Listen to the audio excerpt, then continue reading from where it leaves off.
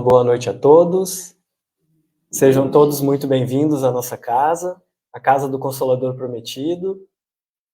Sejam muito bem-vindos também os irmãos que estão nos acompanhando ao vivo no Facebook, e aos irmãos que vão nos acompanhar posteriormente, porque o nosso querido irmão Ney, ele edita as palestras e depois coloca no nosso canal do YouTube, o canal do Consolador Prometido. Então, sejam todos muito bem-vindos, sintam-se acolhidos nessa casa de Jesus, nessa casa de oração, nessa casa do Consolador Prometido. Então, para iniciarmos o trabalho dessa noite, eu gostaria de ler uma mensagem que foi escolhida pelo nosso querido irmão Valmor, para iniciarmos o trabalho dessa noite. Impaciência. As consequências de tua impaciência são previsíveis. Inevitável desgaste emocional, com evidentes prejuízos à saúde. Feridas que, uma vez abertas, seja em ti ou nos outros, demorarão a cicatrizar. Amigos que, por sua constante irritabilidade, se afastarão da tua presença. Familiares que, aos poucos, perderão o gosto de conversar contigo. Arrependimento imediato por palavras que já foram ditas e atitudes impensadas que se consumaram. Dificuldades e problemas, às vezes insignificantes, que haverão de tornar-se de complexa solução. Do livro Senhor e Mestre, de Carlos Bacelli, pelo irmão José. Então, com essa bela mensagem, nos convocando à paciência, à tolerância, com os nossos irmãos, com os nossos familiares, nossos amigos, nossos colegas de trabalho, vamos nos conectar com Deus, nosso Pai, ao nosso querido Mestre amado Jesus, nosso modelo, o nosso guia, aquele que é o governador do nosso orbe, o nosso irmão mais velho, a espiritualidade amiga que com certeza se encontra conosco nessa noite, e vamos agradecer a todos eles a oportunidade de estarmos aqui novamente reunidos para estudarmos a palavra do Cristo, para nos evangelizarmos. E vamos pedir que as luzes que estamos recebendo nesse trabalho possam se irradiar para todos os lugares onde a dor, onde os problemas se fazem necessários de alívio. Que todas as pessoas que se sintam sobrecarregadas, que estão sofrendo com as dores físicas, com as dores morais, se sintam amparados, recebam aquilo que precisam para continuarem na sua jornada. Pedimos também ao nosso Pai o amparo ao nosso querido orbe, que em muitos lugares se encontra em guerra. Em muitos lugares as intempéries castigam os nossos irmãos. Então, pedindo ao nosso Pai que toda a harmonia que recebemos aqui possa se espalhar para esses lugares, para que a tão sonhada transição planetária, que nós possamos contribuir com ela. Pedimos também ao nosso Pai o amparo necessário para o nosso querido irmão Eduardo Correia, responsável pela palestra de hoje, que ele possa nos transmitir tudo aquilo que planejou e tudo aquilo que com certeza é necessário para que cada um de nós temos que ouvir essa noite. Então, que ele possa nos transmitir e que tenhamos o entendimento necessário. E assim, agradecidos que estamos, iniciamos o trabalho dessa noite. Que assim seja. Então, de imediato, eu gostaria de passar a palavra para o nosso querido irmão Eduardo, que é trabalhador do Fernando Ló, né? Sociedade Espírita Luz no Caminho, Dr. Fernando. Então, passar a palavra para o nosso querido irmão. Deixa eu ajeitar aqui o slide. Deixa eu achar aqui. E aí já... Contigo, meu irmão. Então, uma boa noite, queridos irmãos. Honestamente, francamente, é uma alegria muito grande estar aqui novamente. É muito agradável esse congraçamento, né, espiritual e presencial, né, das casas, né? Então, eu pertenço, no momento, à Sociedade Espírita Luz no Caminho, Dr. Fernando Ó, fica aqui no quilômetro 3 da antiga faixa velha, agora já é faixa super nova, né? E então é uma alegria muito grande estar aqui com vocês e compartilhar esses estudos que fez muito bem a mim, né? Porque a gente, para preparar, precisa revisar alguma coisa bastante a literatura e, sobretudo, procurar entender bem para poder transmitir. Então, vamos aproveitar essa noite, né, para nós e todos os irmãos que aqui se encontram presentes, do plano físico e o plano espiritual, para que possamos tirar o máximo de proveito para nós, para a nossa vida. Então, o tema de hoje, Jesus e tolerância.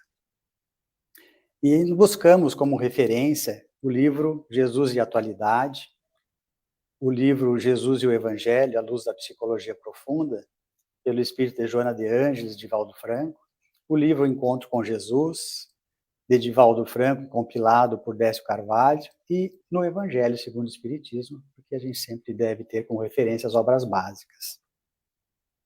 Então, vamos conversar um pouco. Aqui temos essa passagem, lá naquele capítulo que fala sobre não julgueis para não seres julgados, e que Jesus aponta que, com esse questionamento: por que vedes um argueiro no olho do vosso irmão, vós que não vedes uma trave no vosso olho? Então, se nós analisarmos essa questão de Jesus, né, quando ele estava ensinando a respeito do julgamento, né, da avaliação do comportamento dos nossos irmãos, vejam que ele utilizou o olho, né,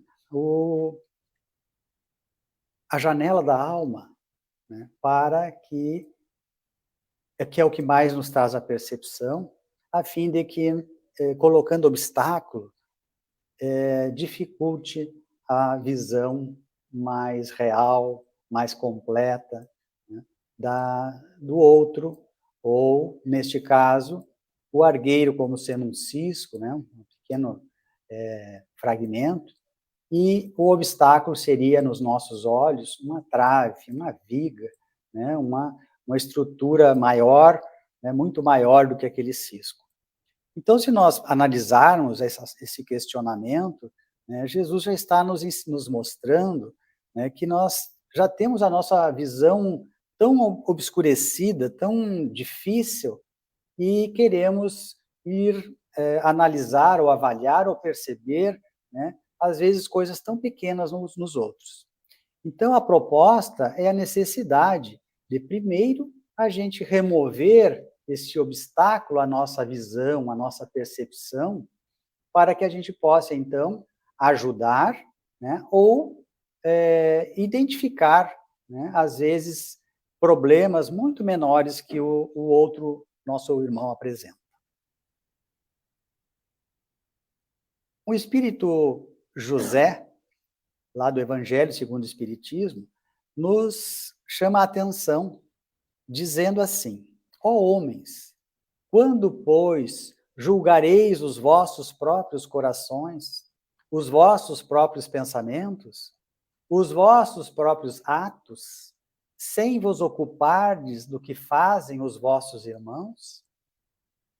Quando não abrireis os vossos olhos severos, senão sobre vós mesmos? E o convite: sede indulgentes, meus amigos, porque a indulgência atrai, a indulgência acalma, reergue, ao passo que o rigor desencoraja, afasta e irrita.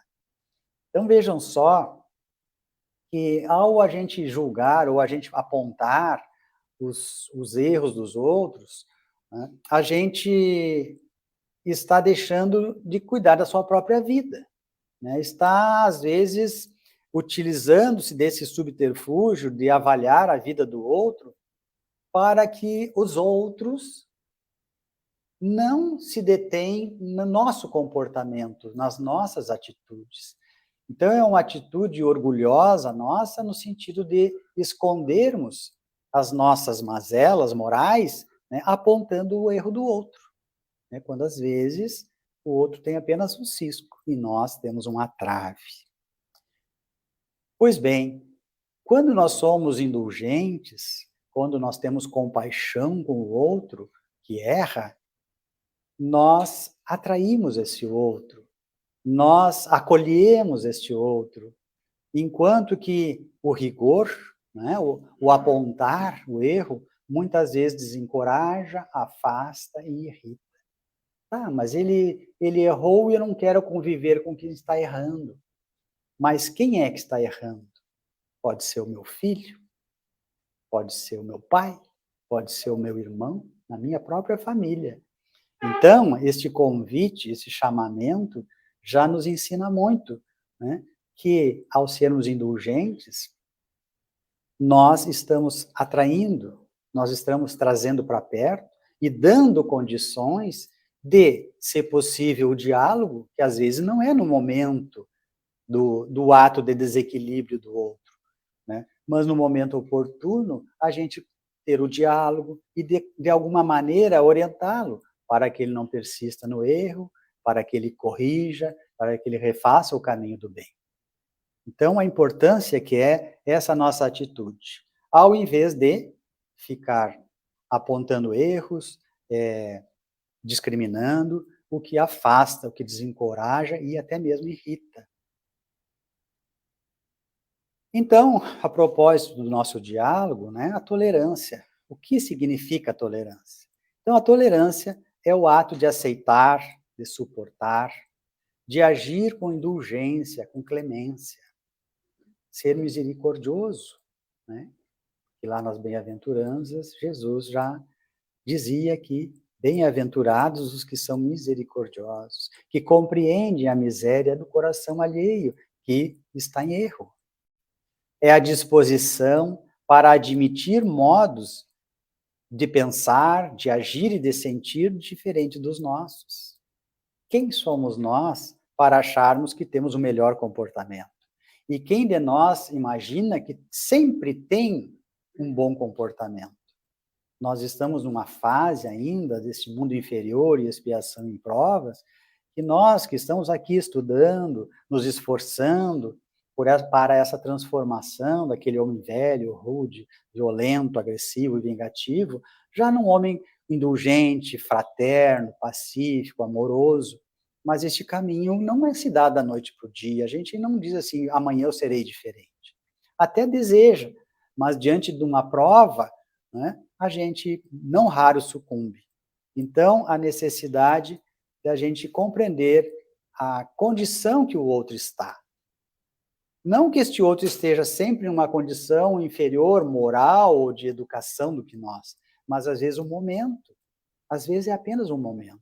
É uma pessoa boa, mas tem aquele momento que se desarmoniza, que se desequilibra, e pode ter uma atitude que nós censuramos.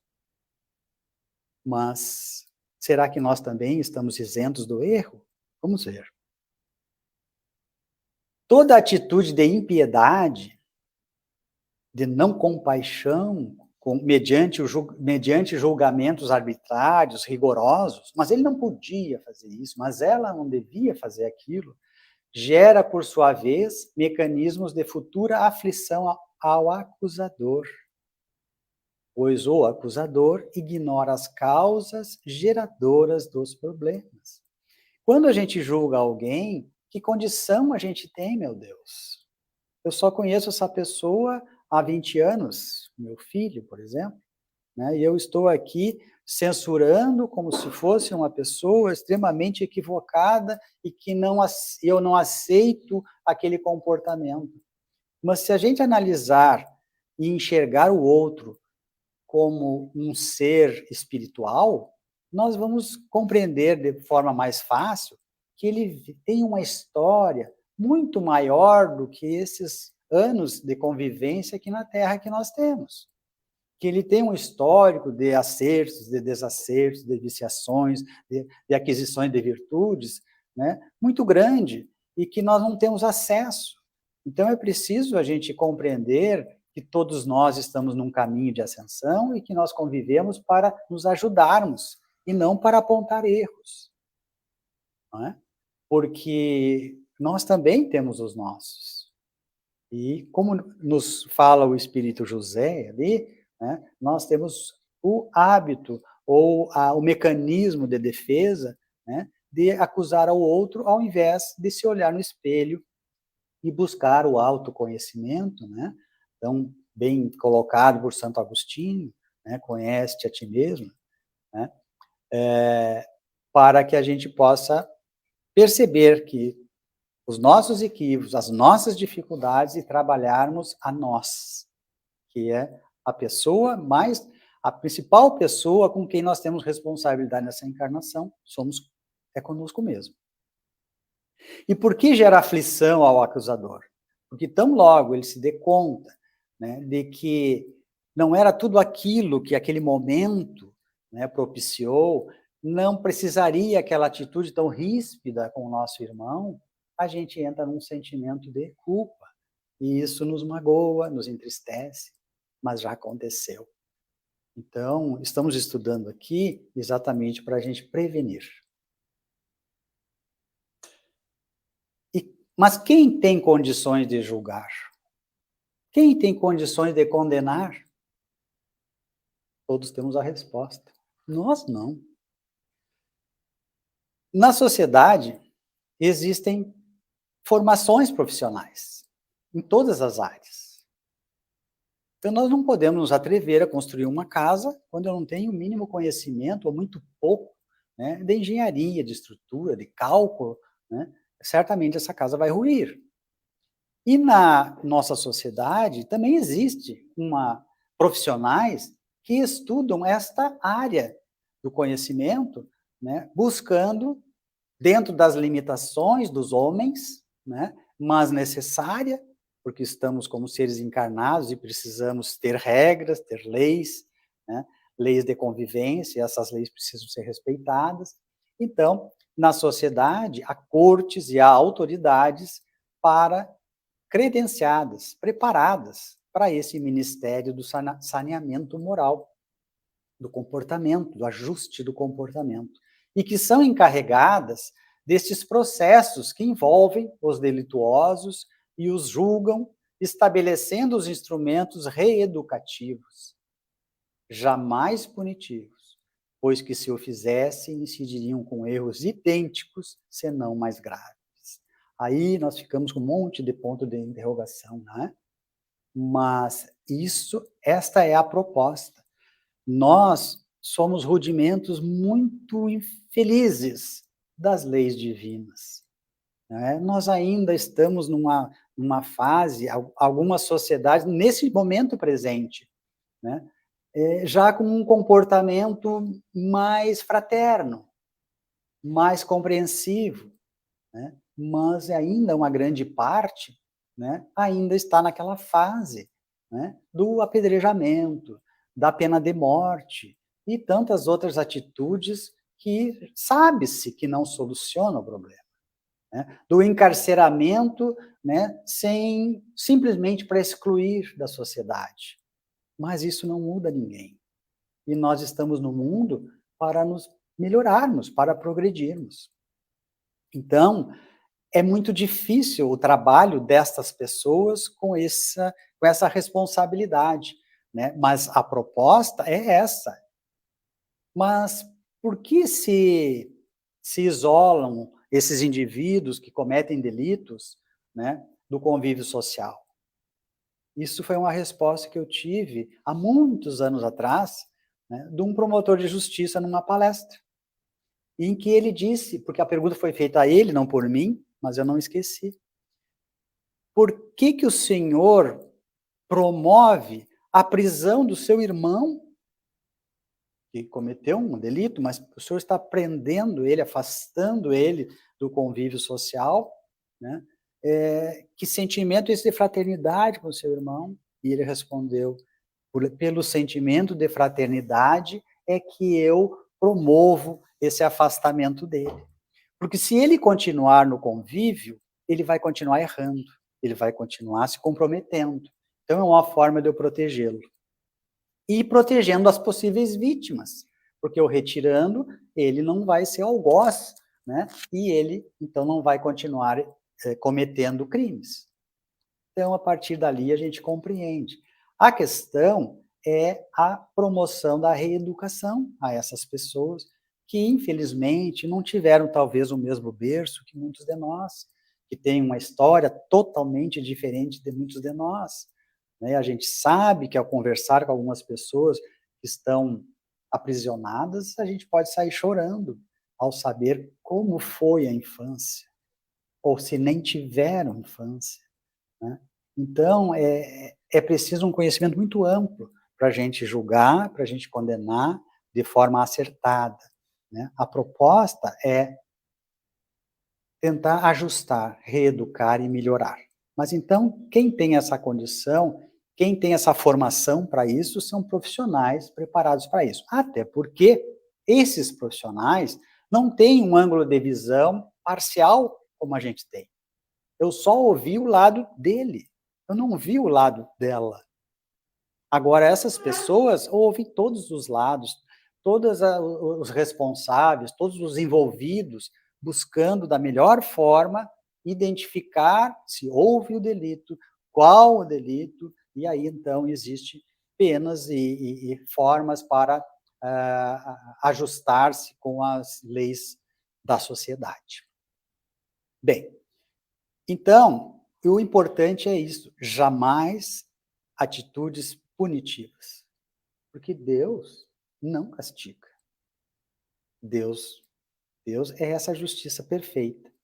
Deus, às vezes, nos retira, assim, do convívio. Pode. A gente está aprontando muito, quebra a perna e fica em casa. Aí um amigo vem, entrega um livro, e a gente começa a ler aquele livro, mas que coisa interessante, mas esse livro... E ele, a partir daquele tempo que ele parou, porque quebrou a perna, ele se modificou no seu comportamento. Então, são atitudes que a amiga dor, às vezes, nos resgata ao caminho do bem e nos retira daquele caminho equivocado em que nós estávamos. Então, esse é como Deus age para nos auxiliar, mas jamais para nos punir. É que a gente vem de certos dogmas, não é? Daquele Deus bravo, né, que castiga, aquele Deus da antiguidade, né? Do castigo eterno, né, do inferno, aquelas situações todas, né, que a gente sabe que eram situações figurativas, né, para que aqueles homens rudes da época, que éramos nós, possivelmente, né, ficássemos com medo e, pelo temor, a gente se comportasse de uma forma melhor. Mas hoje, né, a gente já não aceita mais essa atitude, até porque senão Deus não seria justo. Eu errei, eu não tenho mais chance. Né? Nós sempre temos outra chance, até porque nós somos imortais. Então, este conhecimento, todos esses conhecimentos nos mostram, né, a justiça divina, a misericórdia divina, né, e a bondade divina. A tolerância, a indulgência para com as atitudes alheias funciona como uma terapia pessoal e fraternal. Isto é, vejam só, inclusive um parênteses, alguém escolheu a leitura da noite de hoje. É impressionante, porque é sempre assim. Essa leitura aberta ao acaso, né, parece que ela demonstra que o trabalho é preparado pela espiritualidade muito antes do que por nós, né, porque as coisas casam perfeitamente, falando aqui sobre a paciência, a saúde. Né? Então, aqui, terapia pessoal, a tolerância, a indulgência é uma terapia pessoal. Tolerar faz bem para nós que toleramos, faz bem para nós que temos indulgência e compaixão com o erro do outro, porque o ódio, a raiva, a vingança são sentimentos que nos adoecem fisicamente. Então, é uma terapia pessoal e fraternal, porque, como disse ali, une, agrega, né, aproxima, ergue, tudo isso aí, então, é uma forma de nós... A tolerância proporciona a quem tem, a quem desenvolve essa virtude. Compreendendo as dificuldades do caído, enquanto lhe distende as mãos generosas para soerguer. Caso contrário, se não formos tolerantes, na acusação, no julgamento dos erros alheios, nos deparamos com propósitos escusos, isto é, propósitos não muito saudáveis, né? Como, por exemplo, a vingança, prazer. Ah, tu fez, agora tu vai pagar, agora tu vai passar por isso. né, como se nós fôssemos aqueles algozes, né, do tempo antigo, né, que chicoteava, que batia, que etc. Mas que condições nós temos? Em constatar a fraqueza dos outros indivíduos que sempre precisam, merecem a misericórdia, a compreensão de que eles são extremamente necessitados. Quanto mais dissociados de um comportamento no bem, no amor, na fraternidade, mais desequilibrado demonstra que é, mais doente demonstra que é.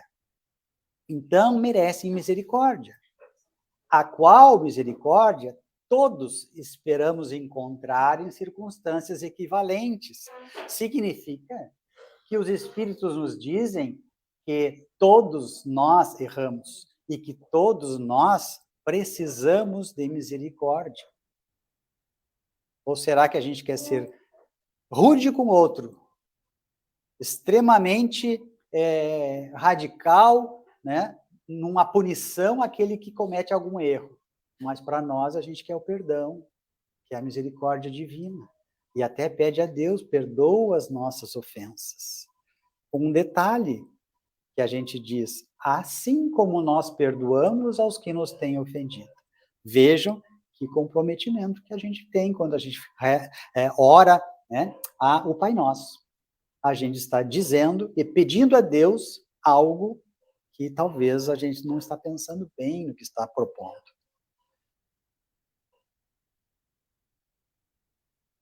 Todos tendes más tendências a vencer, e não sou eu que está dizendo, é um espírito do Fetre, bispo de Nevers, Bordeaux, no Evangelho segundo o Espiritismo. Ele nos instrui dizendo, todos tendes más tendências a vencer, defeitos a corrigir, hábitos a modificar. Todos tendes um fardo mais ou menos pesado para retirar de si. Todos carregamos um fardo para retirar de nós.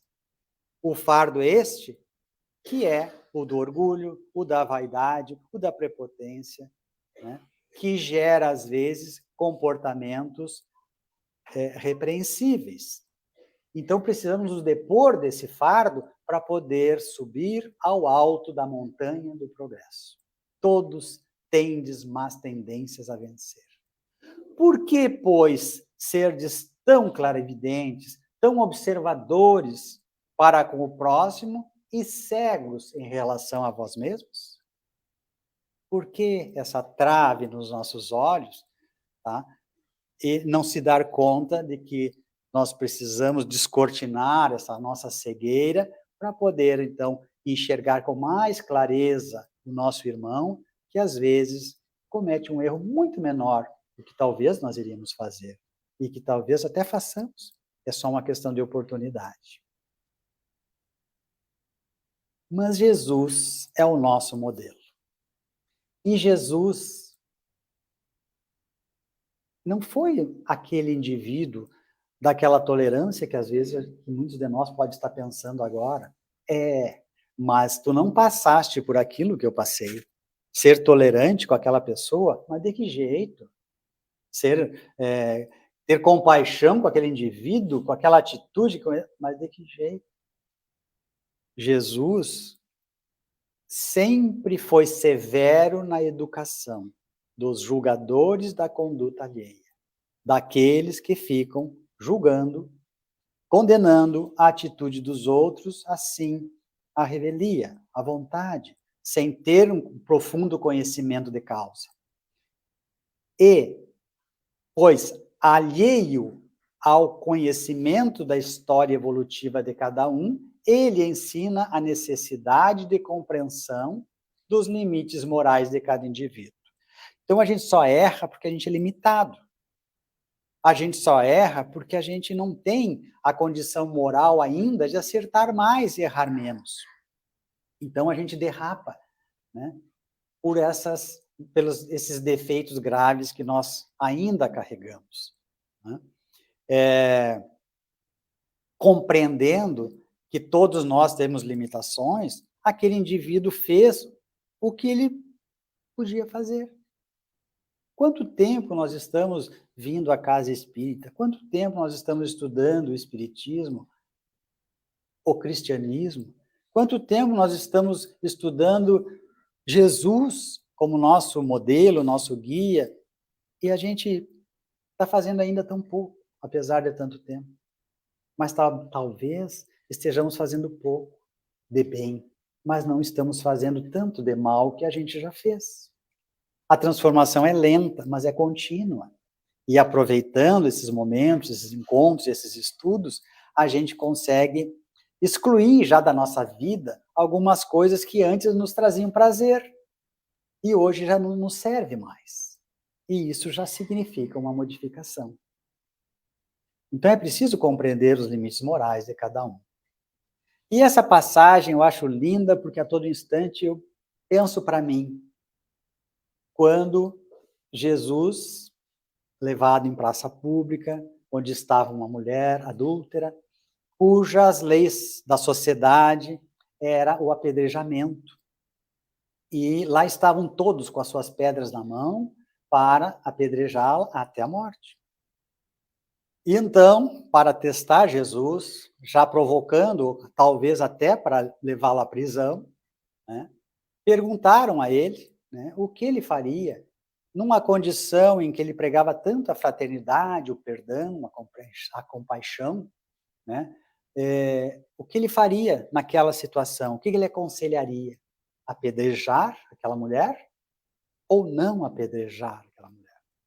Se ele dissesse apedrejar a mulher, ele estaria sendo intolerante, ele estaria sendo violento. Se ele dissesse não apedrejar aquela mulher, ele estaria indo contra as leis da sociedade.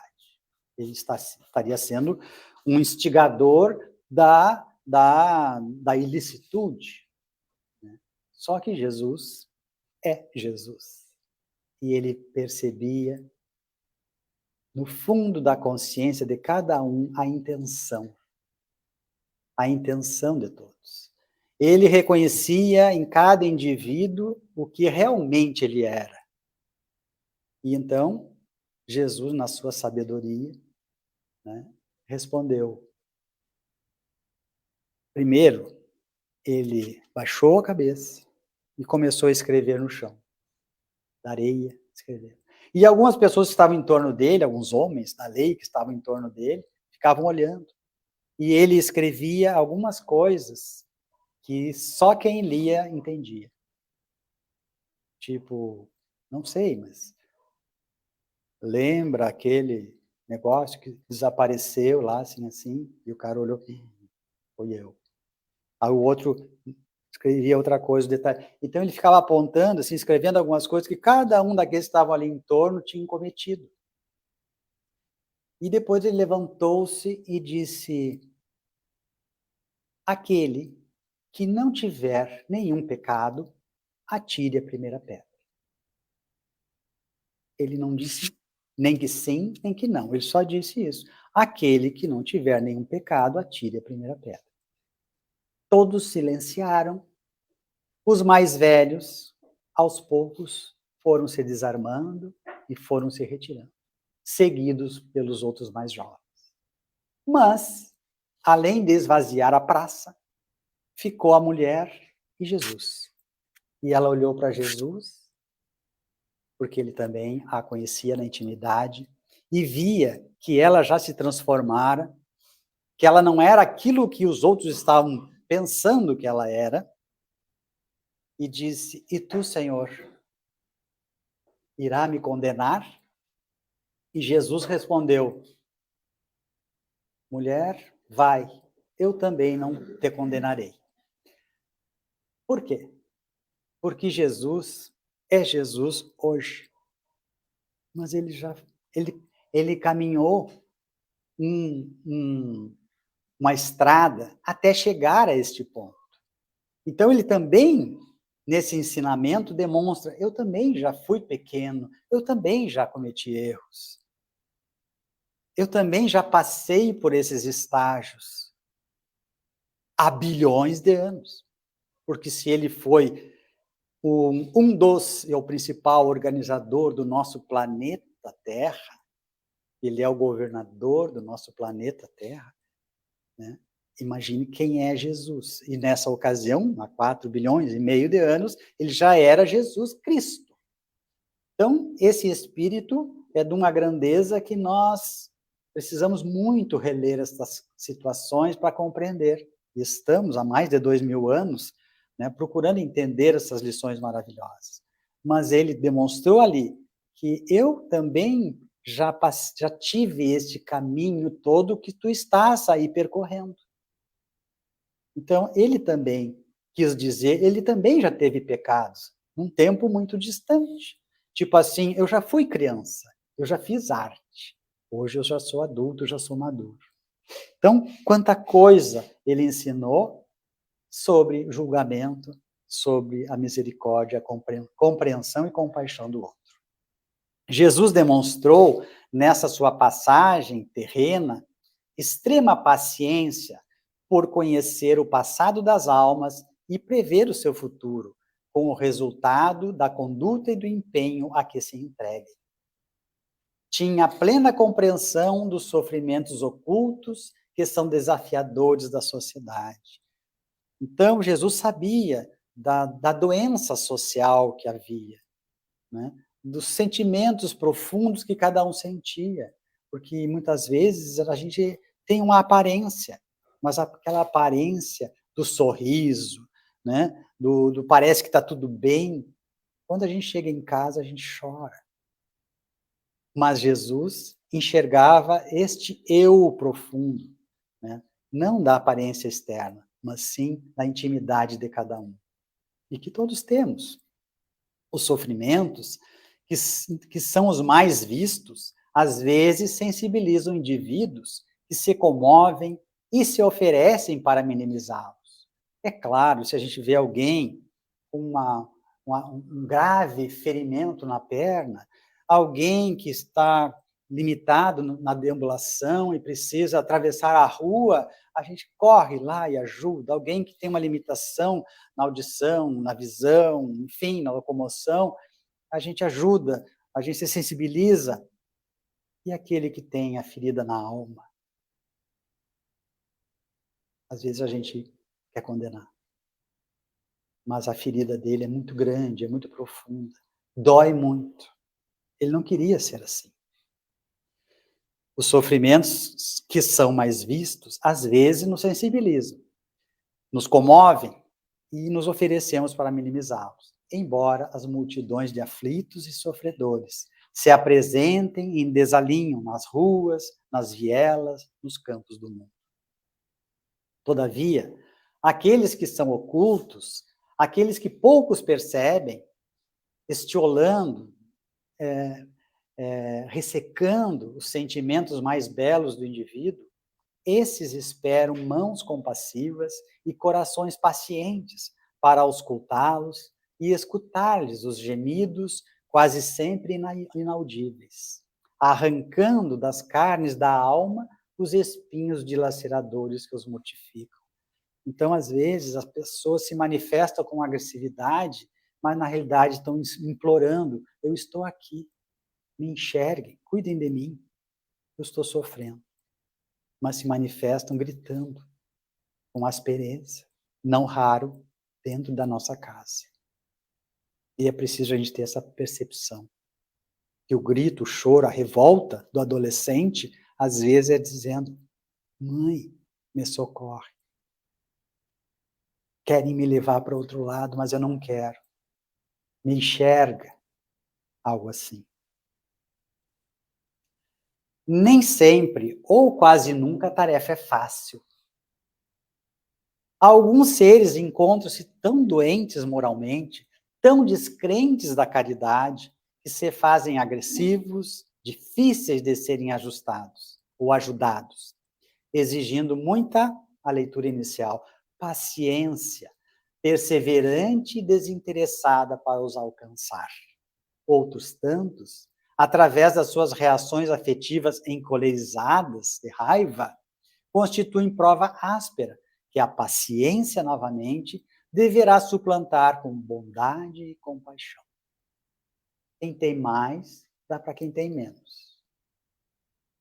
aquele agressivo, aquele violento, aquele doente moral, não está aqui, talvez, ouvindo essas nossas conversas.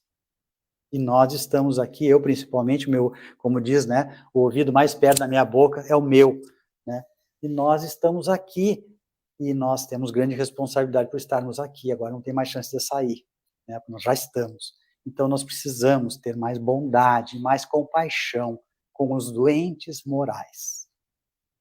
Nem sempre é fácil entender o desespero de outrem quando não se experimentou algo semelhante. Jesus foi especial em razão dos seus valores. Tornou-se pequeno para fazer-se semelhante aos que o acompanhavam, sem diminuir-lhe, no entanto, a sua grandeza interior. Jesus era aquele homem simples, com aquelas sandálias humildes, filho de um carpinteiro, numa região extremamente simples, e deixou lições que até hoje nós não conseguimos ainda compreender, dada a nossa pequenez, e lições tão grandes como é a sua estatura moral. Está lá no livro do Divaldo, Joana de Ângeles, Jesus e o Evangelho à luz da psicologia profunda. Quantas vezes somos chamados a perdoar por estar o outro numa situação pior do que a nossa e não perdoamos? Como é fácil, né? Que figura bem forte e até triste, e a gente até faz isso, aponta o dedo, tu fizeste isso.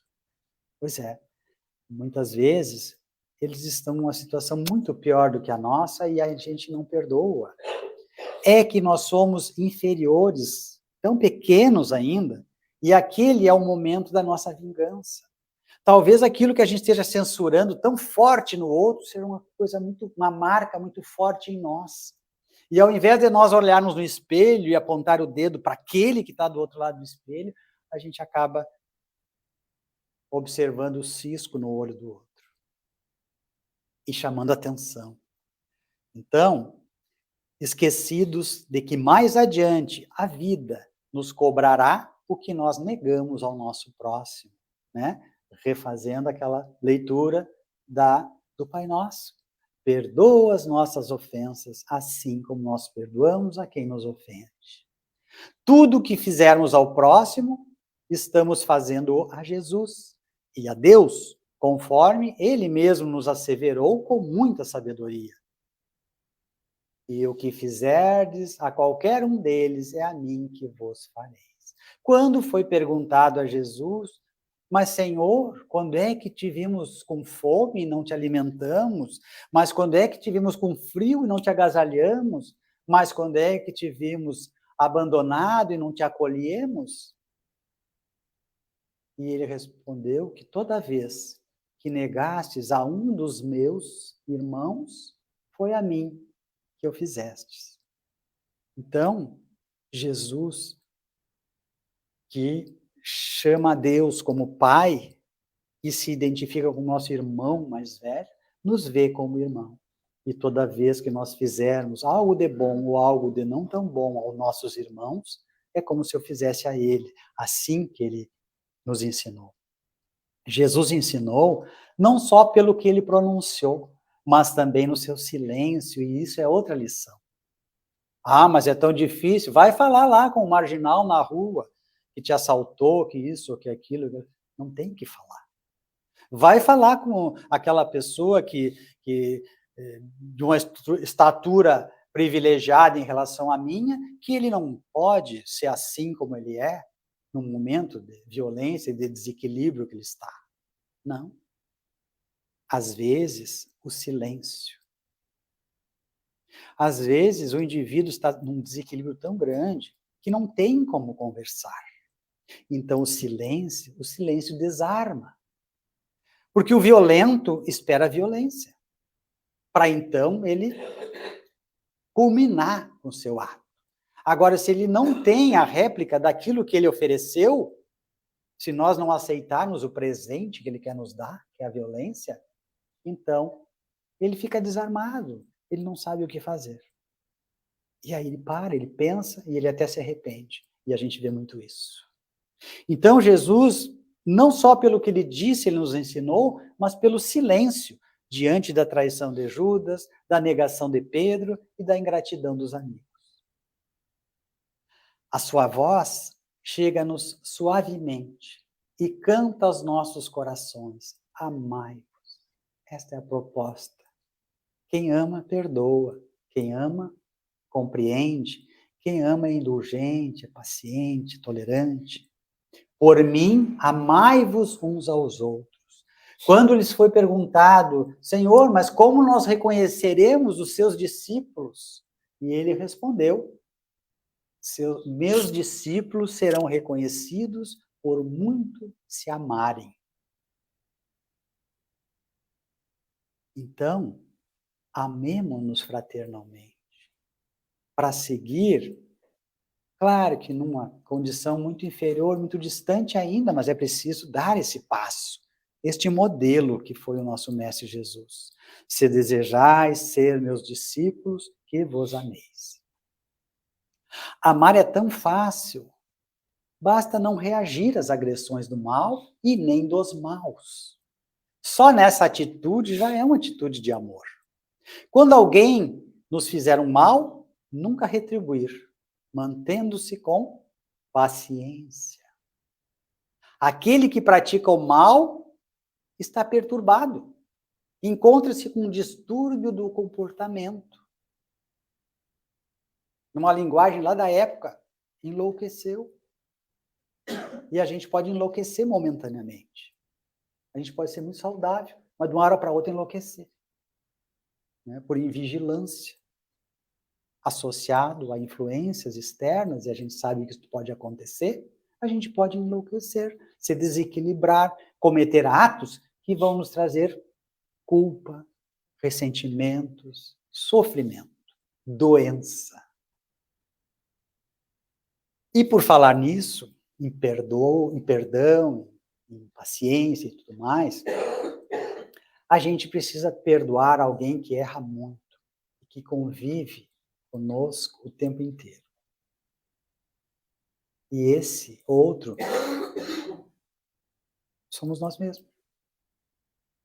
Porque nós erramos. Nós caímos. Nós não gostamos disso, porque a nossa proposta é outra. Mas a gente se dá por conta que eu até pensei que estava melhor e faço uma coisa dessas de novo.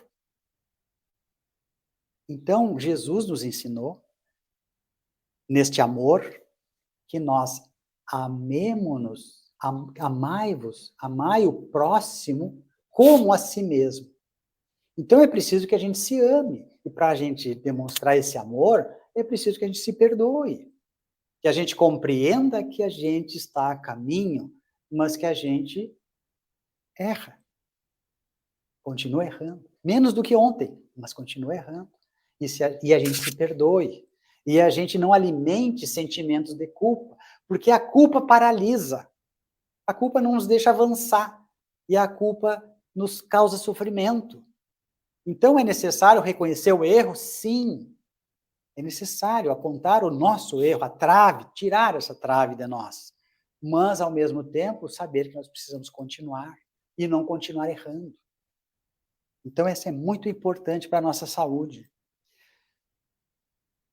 Quando alguém nos ofender, devemos sorrir e desculpar, porque nós temos plena certeza que se ele fosse um indivíduo saudável, ele não iria ofender. O que a gente faz quando a gente está alegre? A gente abraça todo mundo, a gente sorri para todo mundo, a gente não fica xingando, não fica ofendendo, não fica maldizendo. Né? Então, certamente, é porque essa pessoa não está feliz. E Jesus, então, afirma: fora da caridade não há salvação.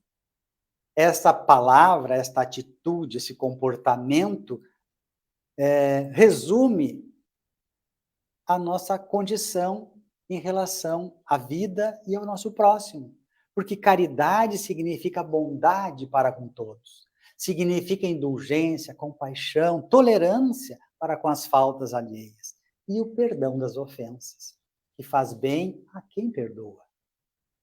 Não é esquecer, é saber que ele deu o que tinha para dar. E quem errou, o problema é dele. Então, o convite, tem compaixão de quem cai. A sua consciência vai ser o seu juiz. Ajuda aquele que lhe constitui punição. Às vezes a gente, pela condição de vida, porque é o meu colega de trabalho, porque é o meu familiar dentro do meu lar, né, é motivo de punição.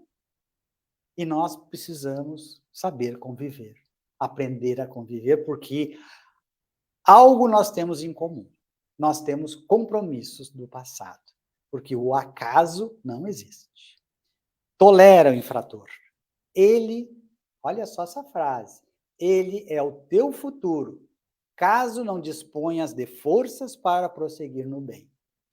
Então é muito perigoso quando a gente é muito rude na cobrança do comportamento do outro, porque logo ali nos depararemos com uma situação em que a gente vai ver quão pequenos nós ainda somos. E talvez suscetíveis a erros muito maiores do que aquele que a gente tanto censurou. A tolerância que utilizares para com os infelizes se transformará na medida emocional de compaixão que receberás. E isso não sou eu que está dizendo, é o Espírito Joana de Ângeles. A tolerância que utilizares com os infelizes se transformará na medida emocional de compaixão que receberás quando chegar a tua vez, já que ninguém é inexpugnável, ninguém é infalível e tampouco perfeito aqui na Terra. Então, quanto menos você reagir na negatividade das pessoas, mais pacífica a vida se torna. Não podemos entrar nessa linguagem moderna, nesta vibe, né, de agressividade, de violência, de vingança, de ódio. Isso nos contagia, isso nos faz mal. Daqui a pouco nosso coração está a milhão, a gente está suando, né, porque a gente parece estar se preparando para a guerra. A adrenalina fica a 1000, a pressão sobe, e nem é conosco. Ou nem está em nós a solução. Então, vamos apacentar a nossa alma. Pacificare, do latim pax e facere, aquele que faz ou aquele que promove a paz. E Jesus, nas bem-aventuranças, destaca que felizes são os pacíficos, porque serão chamados filhos de Deus. Porque quem vive nesta certeza de Deus no comando das nossas vidas, está em paz, porque ele sabe que o barco não está à deriva, que existe um comandante. Então, ele está em paz. Ele só aguarda. Talvez seja um momento de uma tempestade passageira, né? Mas a bonança logo virá, porque o barco está sendo conduzido para o bem, para o progresso. E nós, para o mundo de regeneração. Então, que possamos permanecer no barco, com muita paz, com muita harmonia, mantendo a nossa saúde física e, sobretudo, a nossa saúde mental, né? Aceitando e convivendo fraternalmente, porque a vida em sociedade é uma obrigação. Este grupo não se reuniu aqui por um acaso. Nós estamos aqui porque nós somos todos colegas da mesma aula, do mesmo grupo de estudos. Muito obrigado e que a paz de Jesus esteja sempre em nossos corações, conduzindo a nossa mente, os nossos sentimentos e a nossa vida. Muito obrigado. Nós é que agradecemos, Eduardo, pelas tuas palavras e por tudo que tu nos trouxeste de Jesus hoje. E, então, te agradecer muito em nome do grupo, pela tua presença, pela tua disponibilidade de estar aqui, quase se perdeu na caixa d'água, mas deu tudo certo. Sempre dá, né? Eles me trazem? Sempre. Eles me trazem. Então, te agradecer muito a tua vinda aqui, que tu possa vir mais vezes, já é de casa. Obrigado. E que possamos levar essa mensagem que ele nos trouxe hoje de tolerância, de indulgência para com nossos irmãos. Porque talvez se estivéssemos no lugar deles, fizéssemos igual ou pior. Então, que lembremos sempre aqueles que estão em melhor condição, como o nosso querido irmão Eduardo falou, que possamos praticar aquilo que Jesus nos ensina, nos colocando no lugar do irmão, com palavras suaves, e entendendo o que ele está passando e confiando que Jesus e principalmente Deus sempre estarão conosco. Nós nunca estaremos sozinhos. Então, se praticarmos a indulgência com o próximo, também receberemos, como o nosso querido irmão falou. Então, que sejamos tolerantes, pacientes, com muita oração as coisas sempre melhoram e que possamos levar essa linda mensagem que recebemos hoje para os nossos lares. E que tudo que recebemos aqui se transmita para todos aqueles que precisam. Então, novamente te agradecer, Eduardo, agradecer aos nossos queridos irmãos que estão nos acompanhando ao vivo no Facebook aqui. Tivemos muitas curtidas, muitos comentários. Aí fica difícil de falar, tem pessoas nos vendo lá de Florianópolis. Então, agradecer muito a todos, agradecer os irmãos que vão nos acompanhar depois, posteriormente no canal do Consolador. E sigamos em paz para os nossos lares. E aproveitando a presença do nosso querido irmão Eduardo, essa energia que ele nos trouxe, essa troca de energia sempre benfazeja que temos, solicitamos a ele para fazer a prece, a oração final dessa noite.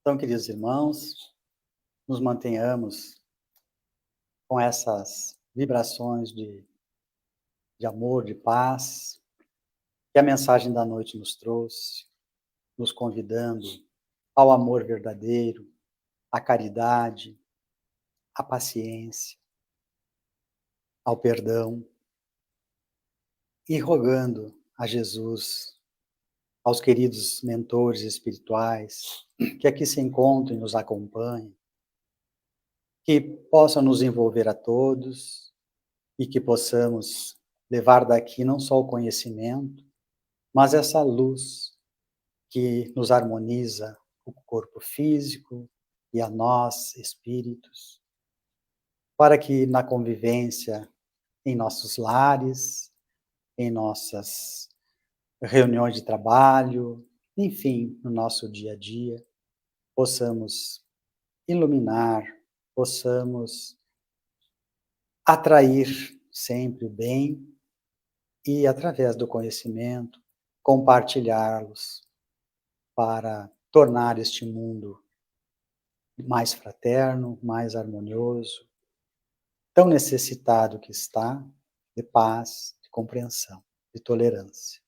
Obrigado, Senhor. Obrigado, Jesus. Obrigado, queridos amigos do plano espiritual, por tudo que recebemos na noite de hoje. Que assim seja, que Deus está sempre conosco. Que assim seja.